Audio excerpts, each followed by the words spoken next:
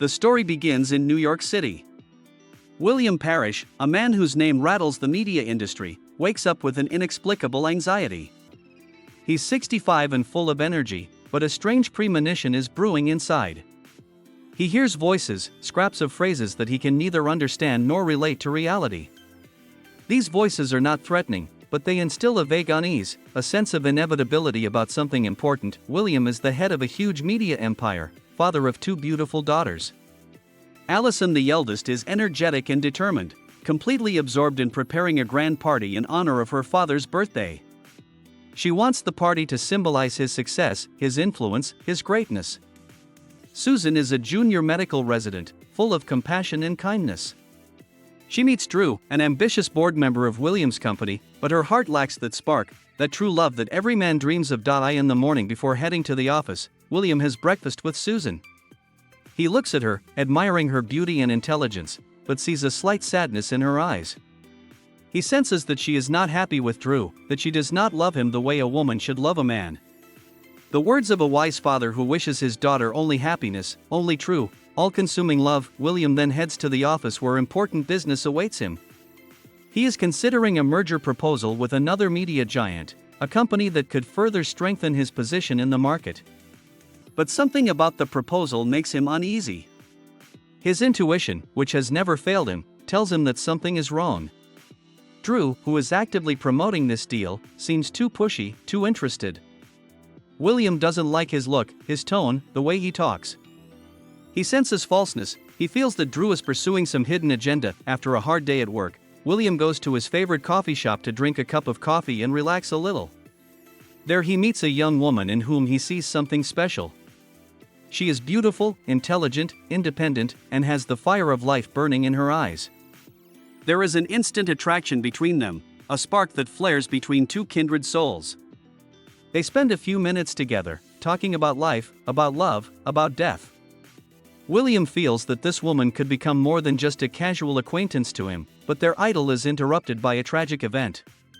A young man crossing the road is hit by a car. William witnesses this terrible accident and tries to help the victim, but, unfortunately, unsuccessfully. The young man dies in his arms. At that moment, something strange happens. The body of the young man rises and a certain entity, dark and powerful, appears in him. It is Death who has taken the form of the young man to come for William. Death offers William a deal to stay alive if he agrees to become its guide in the world of the living. William has no choice but to accept Death in the guise of a young man, whom she now calls Joe Black, goes with William to his home. He introduces Joe to his family, to his friends, to his world. Joe knows nothing about life, about love, about human feelings. He is like a blank sheet of paper that needs to be filled with knowledge and experience. Gradually, Joe begins to learn about the world. He tastes different dishes, listens to music, observes people. He learns to laugh, to be sad, to be angry. But most importantly, he learns to love. He falls in love with Susan, William's youngest daughter. He is attracted to her kindness, her compassion, her beauty. He sees in her what he has never seen in any other woman.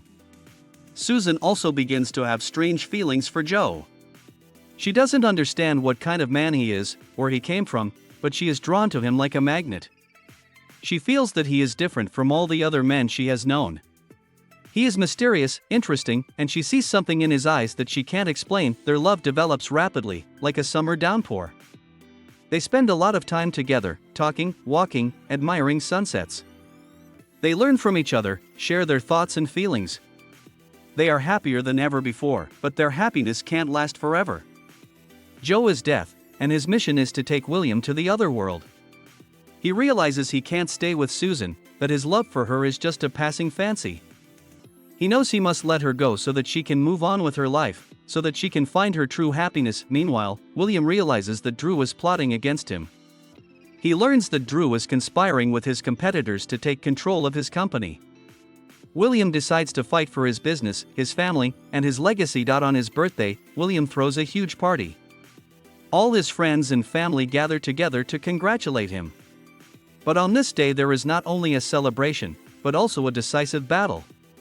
William exposes Drew, reveals his devious plans and banishes him from the company. Afterward, William speaks to Joe.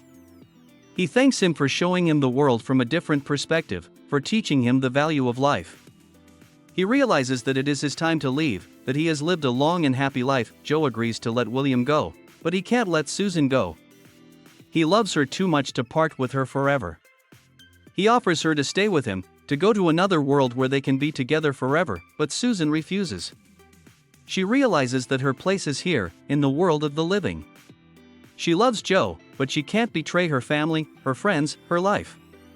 She tells him that they will always remember each other, that their love will remain in her heart forever. Joe realizes that she is right. He lets her go with a heavy heart, but with the realization that this is the best way out for both of them. In the end, Joe and William leave together. They leave the party, leave the world of the living and go to another world.